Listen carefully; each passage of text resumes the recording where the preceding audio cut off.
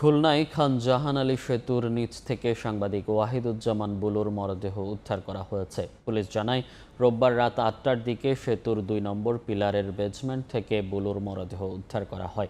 তিনি সংবাদ প্রতিদিনের খুলনা ব্যুরো প্রধান হিসেবে কর্মরত ছিলেন। তার ডান হাত ও মুখমণ্ডলে আঘাতের চিহ্ন পাওয়া গেছে। ময়নাতদন্ত শেষে মৃত্যুর সঠিক কারণ জানা যাবে বলে জানায় পুলিশ। ওয়াহিদুজ্জামান বুলু খুলনা প্রেস ক্লাব ও খুলনা সাংবাদিক ইউনিয়নের সিনিয়র সদস্য ছিলেন। সারা শরীরে আঘাতের চিহ্ন আছে।